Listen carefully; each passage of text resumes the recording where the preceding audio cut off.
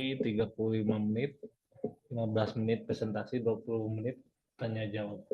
Dipersilakan untuk Naila untuk memulai presentasinya.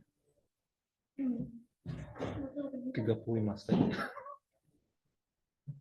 35 saja. Banyak kan? Nah, Ini kenapa? ya silakan. Assalamualaikum warahmatullahi wabarakatuh. Waalaikumsalam. Hari ini saya akan mempresentasikan tentang konferensi akademik saya semester 1 tahun ajaran 2024-2025. Nah, jadi saya di konferensi akademik kali ini itu memilih pelajaran biologi yang bertopik ekosistem. Nah, yang pertama saya jelaskan daftar isi yang akan dijelaskan.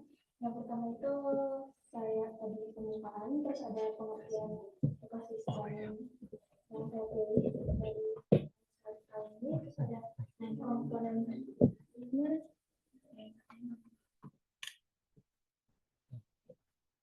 terus ada komponen penyusun ekosistem, ada satuan-satuan ekosistem, interaksi di dalam ekosistem, aliran energi dalam ekosistem, self-knowledge, dan yang terakhir ada refleksi.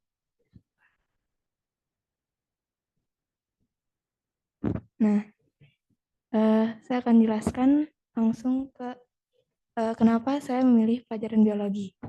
Nah, alasan saya memilih pelajaran biologi ini karena sejak saya masuk di SMP Al-Kausar ini, saya tuh emang udah tertarik pada pelajaran biologi.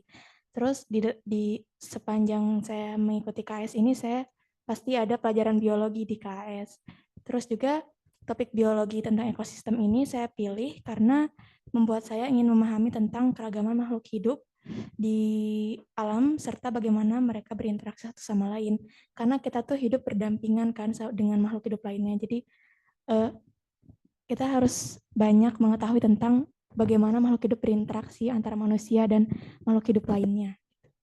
Nah, ini ada daftar topik pelajaran yang dipelajari di semester 1. Ada genetika, bioteknologi, dan ekosistem. Saya akan menjelaskan pengertian ekosistem. Nah, ekosistem adalah sistem interaksi antara makhluk hidup, yaitu biotik, seperti tumbuhan, hewan, atau mikroorganisme lainnya, dan juga lingkungan fisik atau abiotik seperti tanah, air, dan udara. Nah, ukuran ekosistem ini bervariasi dari kolam kecil hingga hutan hujan dan mencakup berbagai habitat. Nah, ada ilmu yang sama seperti ekosistem, ada sangkut pautnya yaitu ilmu ekologi, yaitu ilmu yang mempelajari tentang interaksi antar makhluk hidup maupun interaksi antara makhluk hidup dengan lingkungannya. Selanjutnya ini ada komponen-komponen ekosistem. Yang pertama yaitu biotik, yaitu bagian dari ekosistem yang terdiri dari makhluk hidup, seperti tumbuhan, hewan, manusia, dan mikroorganisme. Nah, komponen biotik ini berperan dalam rantai makanan dan interaksi antar organisme atau berbagai spesies. Terus kalau abiotik ini bagian dari ekosistem yang terdiri dari unsur-unsur non-hayati atau dia itu tidak hidup, seperti cahaya, suhu, air, udara, dan tanah. Nah, komponen abiotik ini mendukung kehidupan dan mempengaruhi kondisi lingkungan tempat makhluk hidup tinggal. Terus ini ada 3 komponen biotik, yaitu ada produsen, sebagai dia itu organisme yang dapat membuat makanannya sendiri. Kalau konsumen ini organisme yang memakan organisme lain untuk mendapatkan energi. Konsumen ini dibagi menjadi 3 lagi, yaitu ada primer, yang dia itu pemakan tumbuhan, sekunder, yaitu dia itu pemakan konsumen primer, dan juga ada tersier, yaitu pemakan konsumen sekunder. Nah, dilanjut dengan adanya dekomposer, yaitu organisme yang menguraikan sisa-sisa makhluk hidup. Jadi bisa saya kasih contoh, misalnya ini produsen itu ada tumbuhan yang dia itu bisa membuat makanannya sendiri. Terus ada konsumen primer yang dia itu memakan tumbuhan. Lalu dilanjut dengan ada konsumen sekunder yang misalnya ini ada rusa, pemakan tumbuhan, dan ada serigala. Sehingga serigala itu hewan, dia itu konsumen sekunder yang akan memakan rusa. Jadi dia itu memakan konsumen primer. Terus ada lagi sebagai konsumen tersier, misalnya ada macan tutul yang dia akan memakan konsumen sekunder yang akan memakan serigala. Nah, lanjut jika macan tutul ini mati, akan diuraikan oleh jamur, yaitu masuk ke dalam komponen dekompos. Terus ini ada komponen abiotik. Yang pertama itu ada suhu, dia itu mengatur aktivitas dan distribusi organisme.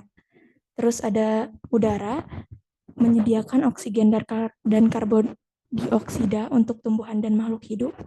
Terus ada tanah, yaitu sumber nutrisi bagi tumbuhan. Air, kenapa air? Karena dia tuh penting untuk metabolisme dan habitat hidup. Jadi dia itu mendukung kehidupan dan keberlanjutan makhluk hidup. Terus ada cahaya, yaitu sebagai sumber energi utama untuk fotosintesis. Nah, selanjutnya ini ada satuan ekosistem. Pertama itu ada individu, yaitu organisme tunggal atau satu organisme. Yaitu dia itu cuman ada satu spesies saja. Contohnya jadi seekor burung dan seekor nyamuk. Jadi dia cuma ada satu dirinya sendiri gitu. Terus ada populasi, yaitu sejumlah individu yang sejenis, satu spesies, tetapi banyakan. Jadi dia tuh menetap di suatu daerah pada waktu tertentu. Jadi misalnya ada satu rusa. Satu rusa ini bergabung kayak circle tapi dengan satu spesies. Terus ada komunitas, yaitu seluruh populasi yang hidup dalam satu daerah. Misalnya itu di savana. Misalnya di savana itu kayak ada gajah, terus ada jerapah. Jadi mereka itu hidup dalam satu daerah saja gitu. Terus ada ekosistem, yaitu anggota komunitas yang berinteraksi dengan benda tak hidup atau abiotik. Itu ya mereka itu membuat ekosistem. Nah, ini contohnya. Yang pertama ini ada organisme. Organisme ini dia itu sendiri. Masuk ke populasi, dia itu mulai bergaul bersama teman-temannya, kayak satu keluarga. Di community, dia bergaul sama hewan-hewan lainnya yang ada di sana, kayak ada zebra, kerbau, elang, dan lain-lain. Di ekosistem, dia itu mulai menyatu dengan tanaman di sana. Jadi mulai sama kayak community, tapi lebih luas lagi tanaman. Nah, kalau biosfer ini yang mencakup bumi, kayak dia sudah masuk ke ekosistem bumi. Selanjutnya yang saya akan jelaskan yaitu pola interaksi organisme. Pola interaksi organisme ini adalah hubungan timbal balik yang terjadi antara makhluk hidup lainnya atau dengan benda-benda tidak hidup di sekitarnya. Nah, yang pertama itu ada netralisme, yaitu hubungan tidak saling mempengaruhi. Seperti di sini ada sapi dan musang, jadi mereka memiliki kehidupannya masing-masing. Sapi memakan rumput, musang memakan ayam, jadi mereka tidak saling berantem, jadi memiliki kehidupannya sendiri. Selanjutnya ada kompetisi. Nah, kompetisi ini yaitu interaksi antar individu sejenis atau antar populasi, di mana individu atau populasi tersebut bersaing untuk mendapatkan sarana untuk tumbuh dan berkembang. Contohnya di sini ada singa dan harimau, bahwa mereka itu berkompetisi untuk kayak merebutkan mangsanya yang sama dalam satu ekosistem. Terus di sini ada predasi. Predasi ini adalah interaksi antara pemangsa dan mangsa. Nah, contohnya di sini ada serigala yang akan memangsa kambing.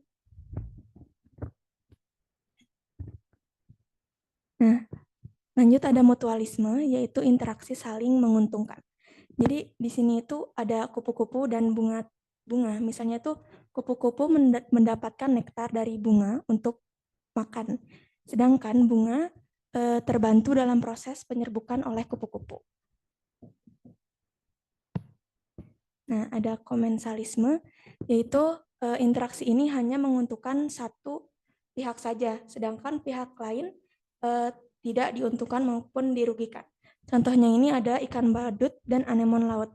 Ikan badut ini berlindung ke anemon laut untuk terhindar dari predator, tetapi anemon lautnya juga tidak dirugikan oleh ikan Nemo dan anemon laut pun tidak menyengat ikan badut.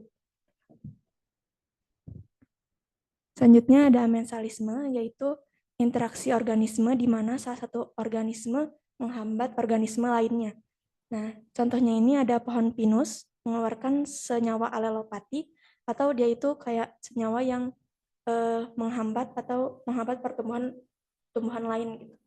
Yang menghambat pertumbuhan lain yang ada di sekitarnya. Jadi pohon pinus juga dapat menghambat pertumbuhan dari tumbuhan lain di sekitarnya.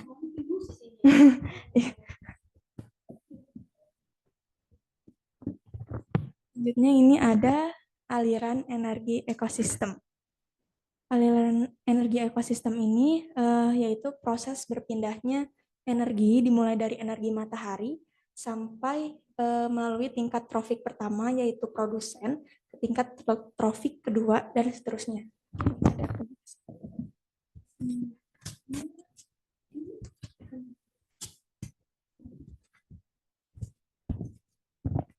Piramida makanan. Nah, piramida makanan ini itu ilustrasi hubungan antara rantai makanan yang utuh. Bentuknya ini dipilih karena struktur piramida yang menggambarkan bagaimana menurunnya jumlah organisme dari tingkat terendah menuju puncaknya. Bisa dilihat di sini itu ada contohnya itu adalah ada energi matahari.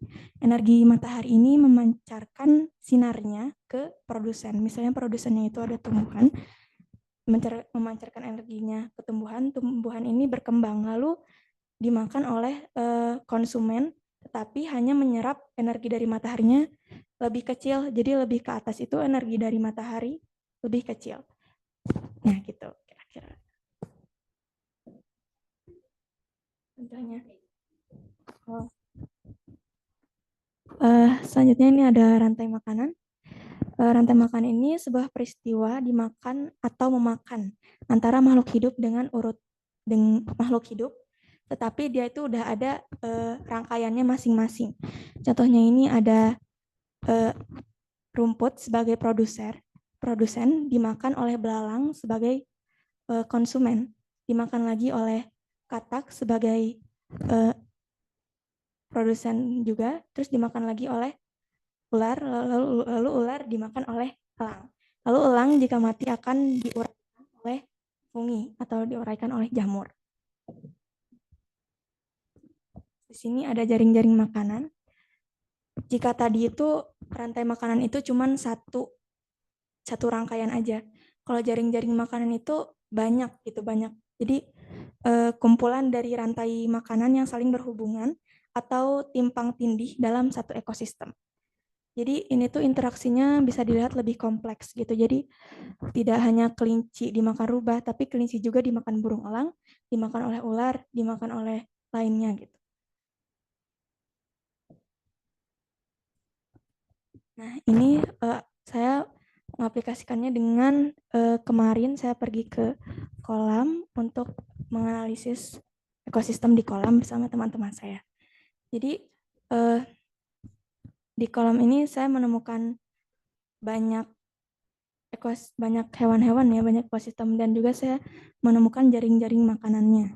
Yaitu di sana itu ada alga, ada fungi, ada jamur, ada ikan gitu banyak. Terus kalau saya ini gambarnya, mana saya ambil.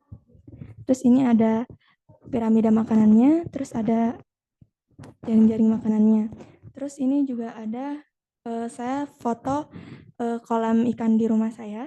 Jadi saya akan menjelaskan ini tuh termasuk ekosistem yang tidak seimbang karena ini tuh teratai itu sebagai produsen dan sempat produsennya itu terlalu banyak sehingga menutupi kolam ikan. Jadi kan ikan itu di dalam kolam itu membutuhkan sinar matahari dan oksigen. Karena tertutupnya kolam ikan dengan teratai, jadi ikan di dalam kolam itu kurang oksigen dan juga kurang sinar matahari, sehingga dia itu hanya ngumpul di pancuran di sini. Jadi cara supaya ikan itu tidak kekurangan oksigen itu dengan menyisihkan teratainya hanya sedikit. Jadi pagi-pagi ada cahaya masuk dan oksigen yang masuk. Karena air juga pasti di dalam air itu pasti ada oksigen, sehingga oksigen di dalam air itu dibutuhkan oleh ikan. Terus saya akan menjelaskan perspektif saya di ilmu ekosistem ini, yaitu sudut pandang dari ilmu ekonomi. Jadi di ilmu ekonomi ini ada sebutannya yaitu ekosistem dan ekonomi berkelanjutan. Jadi di sini tuh ada ekonomi sirkular, yaitu modal ekonomi yang bertujuan untuk meminimalkan limbah dan kerusakan lingkungan dengan mempertahankan nilai bahan, produk, dan sumber daya yang bertujuan mengurangi limbah, emisi, dan energi yang terbuang. Dan juga ada yang namanya ekonomi hijau dan biru. Ekonomi hijau ini berfokus pada lingkungan daratan yang bertujuan untuk mengurangi emisi gas buangan dan menghambat efek rumah kaca, juga meningkatkan efisiensi energi. Nah, terus juga ada ekonomi biru, yaitu wilayah perairan, dia tuh lebih fokus ke wilayah perairan atau ke pesisir laut, yang bertujuan untuk meningkatkan ekonomi berbasis wilayah tersebut. Jadi misalnya suka ada nelayan-nelayan yang menjual ikannya di pesisir, jadi dia memanfaatkan ikannya untuk dijual. Jadi ada ekonomi berkelanjutan di sana. Selanjutnya ada self-knowledge dari pelajaran ekosistem ini. Kekuatan saya di pelajaran ini yaitu memahami hubungan antara makhluk hidup dan lingkungannya. Terus ada mengetahui lebih dalam soal cara makhluk hidup dan lingkungannya itu berinteraksi.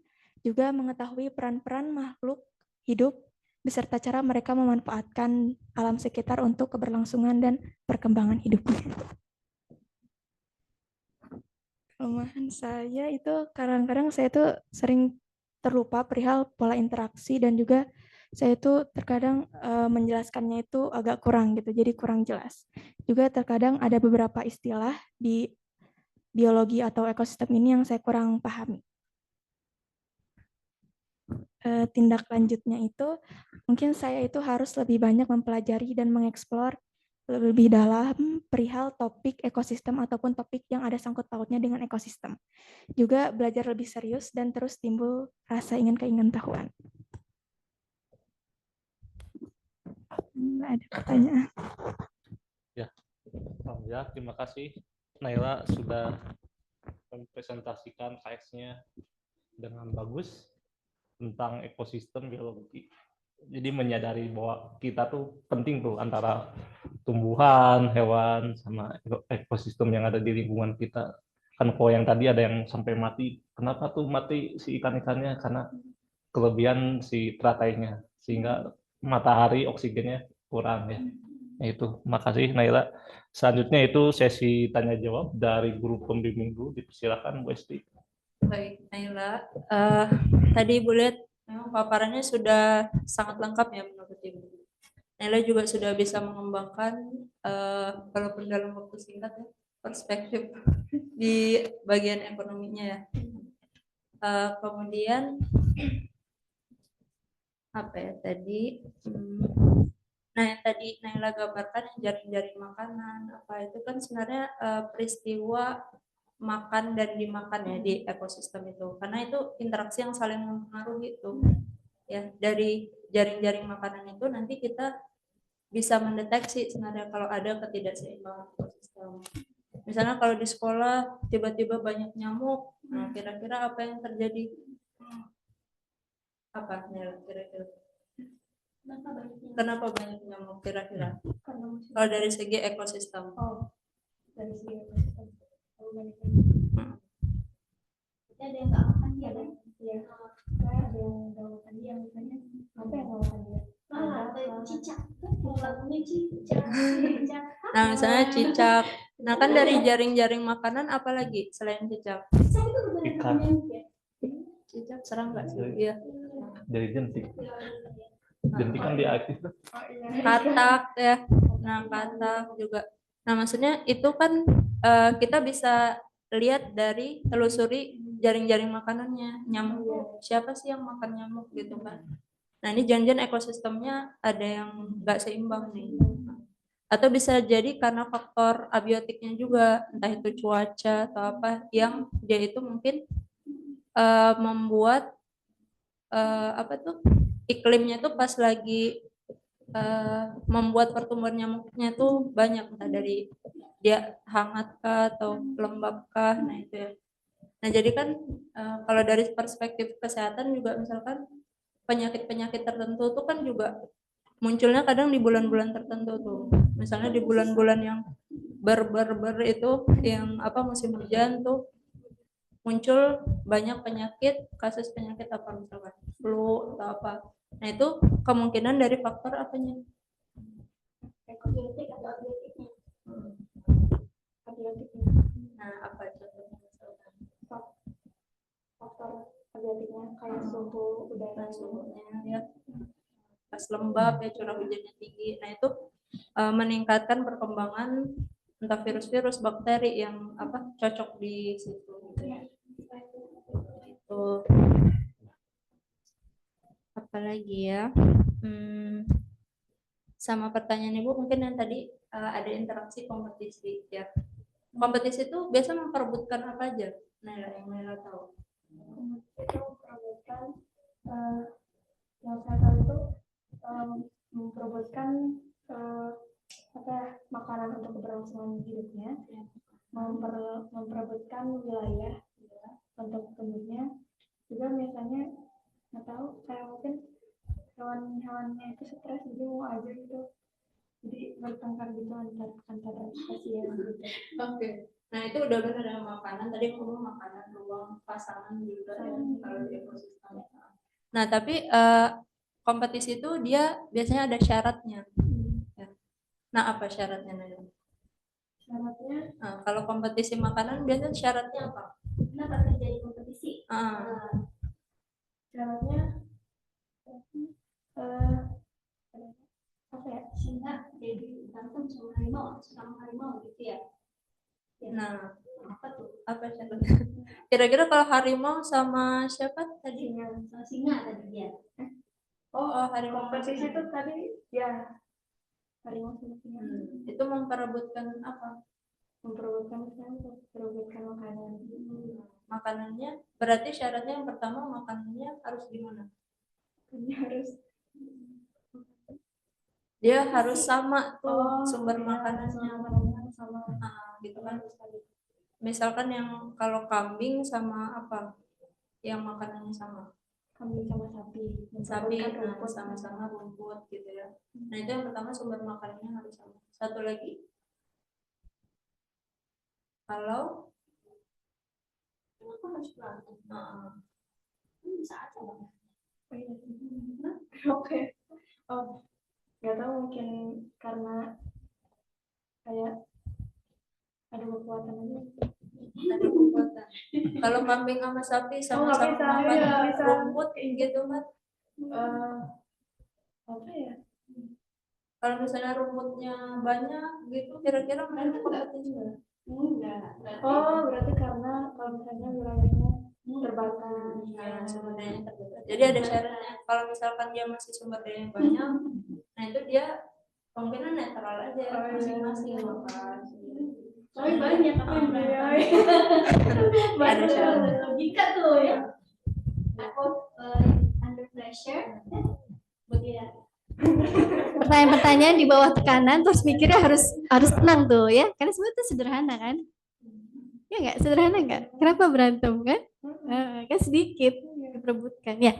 Baik, pertama-tama Ibu aduh senang sekali nih presentasinya ya, satu slide-nya bagus-bagus sekali, gambarnya bagus-bagus. Ini slide-nya Bu Esti ya, keren-keren slide-nya, gambar-gambarnya bagus, pakai diagram, alur, gambar ya, kelihatan effortnya dalam membuat presentasi ya. Kemudian pakai cue cards, bagus, tuh thumbs up.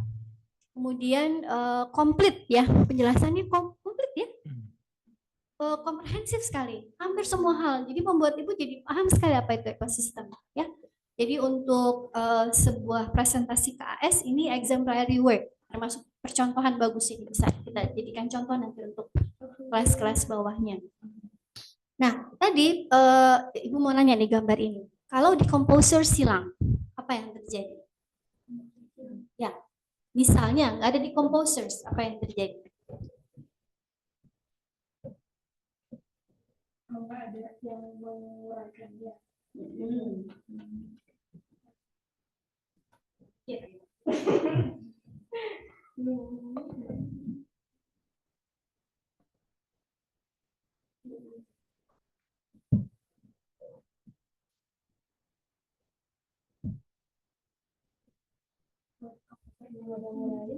Pastinya kan hewan-hewan sebagai produsen ada yang memakannya lagi. Di composer itu kapan contohnya? Coba.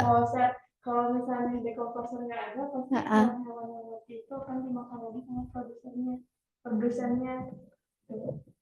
Nggak ada yang ngurai ya. Jadi kalau nggak ada yang ngurai nih, misalnya ada burung ketembak mati gitu ya, nggak ada yang ngurai itu apa yang terjadi tuh? Membusuk ya, bau ya, ya enggak. Kemudian apalagi yang nggak dapat manfaatnya kalau tidak diurai? Misalnya nih ibu ngumpulin apa contohnya daun-daun ya, misalnya ibu tumpuk aja di mana gitu. Atau gini deh, hutan tropis kan itu subur banget ya. Kenapa tuh subur tuh hutan tropis tuh? Lebat, tebal, subur. Kenapa tuh?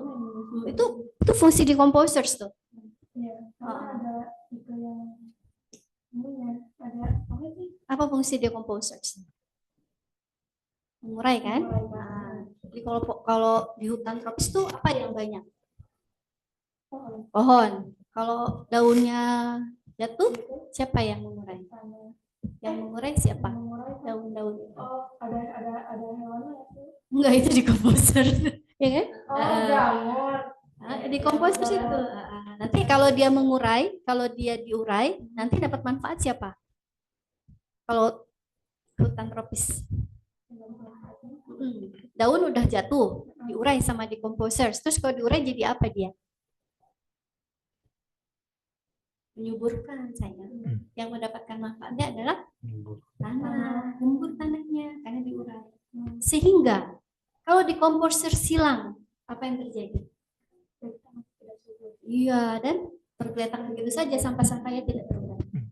Kembali ke masalah perspektif tadi ya tentang ekonomi biru dan hijau ya. Itu pertanyaan ibu nih, ibu udah siapin pertanyaan. Bagaimana konsep ekosistem dapat diterapkan untuk menciptakan kota yang lebih ramah lingkungan?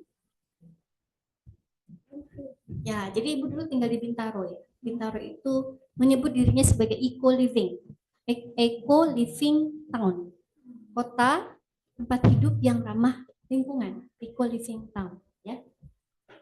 Menurut kamu, kira-kira tadi kan kamu udah jelasin tentang perspektif ekonomi. Kalau ini kan tentang tata kota ya, itu pasti ada ekonomi dan ini dan itulah. Kira-kira bagaimana penerapan ekosistem dalam membuat sebuah hunian ramah lingkungan? Iya, menurut kamu. Menurut siapa lagi? Saya itu kalau misalnya mau ramah lingkungannya itu yang pertama itu ekosistemnya benar-benar harus dijaga dulu. Dari kita misalnya membuat taman misalnya harus memperbanyak tanahnya dulu, mempersubur tanahnya dulu. Yang paling penting sih akhir-akhir ini kan banyak soal banyaknya orang-orang buang sampah sembarangan. Jadi kita harus apa ya menyesuaikan dulu di tanaman tumbuhan ekosistem kita itu apakah aman dari sampah atau enggak gitu. Jadi kita harus instan aja mengelola sampah gitu. Apa emangnya kalau sampahnya dibuang aja ke sungai atau ditumpuk aja di belakang rumah, ngapain? Apa yang akan terjadi? Yang terjadi ya kayak nggak enak aja gitu. Ekosistemnya gimana? Ya, kita lagi bicara ekosistemnya. Ya, maksudnya bakal rusak. Jadi tanahnya bakal subur kan kalau misalnya di sampah kan suka ada plastik suka ada air yang itu kan air yang kotor misalnya. Nah itu kalau misalnya iniin ke tanah pasti tanahnya nggak bakal subur, terus tanaman juga nggak bakal tumbuh biasanya kayak sulit buat tumbuh. Terus juga biasanya suka banyak lalat juga kan, jadi itu yang bakal mengganggu pertumbuhan tanaman gitu. Ya, jadi memperluas area taman hijau ya, tidak semuanya paving block ya, membuat taman-taman kota. Kemudian air-air yang nggak enak itu namanya apa sih? Kalau dari sampah itu apa istilahnya? Depannya huruf L. Limbah ya. Apalagi kalau hunian itu ada pabrik misalnya. Oh, Bandung ini banyak sekali pabrik konveksi ya. Limbahnya suka dibuang sembarangan tuh. Apa yang akan rusak? Sungai air ya, sumber air yang akan rusak. Jadi menurut Naila, apakah ilmu tentang ekosistem ini bisa diterapkan untuk membuat sebuah hunian yang lebih nyaman? Sangat ya. Itu perspektif. Ya, oke. Selamat ya, Kania. Terima kasih Bu Esti sudah membimbing dengan baik. Hah? Naila. Oh ya, deket. Makasih Naila ya, bagus presentasinya. Alhamdulillah, terima kasih Bu Tari dan Bu Esti atas saran dan pertanyaannya. Dari orang tuanya nggak hadir. Nggak ada, orang tuanya lagi di rumah sakit. Oh iya. Semoga Iya deh. Ya, bundanya. GERD sama shock. Jadi ya. semoga orang tuanya lekas sembuh ya. Amin. Silakan Naila untuk menutup presentasinya. Sekian dari presentasi dari saya. Maaf bila ada salah kata maupun ucapan. Sebelumnya saya mau berterima kasih kepada Bu Esti yang sudah membimbing saya selama KS ini, yang saya lumayan ganggu hari liburnya untuk bimbingan KS. Terima kasih, dan juga sangat banyak ilmu yang saya ambil dari Bu Esti, dan cerita-cerita dari Bu Esti yang saya ambil banyak sekali. Dan kasih juga kepada Pak Risman dan Bu Tari yang udah mau mendengar presentasi saya. Sekian presentasi saya. Wassalamualaikum warahmatullahi wabarakatuh. Waalaikumsalam warahmatullahi wabarakatuh. Kasih foto. Punya HP?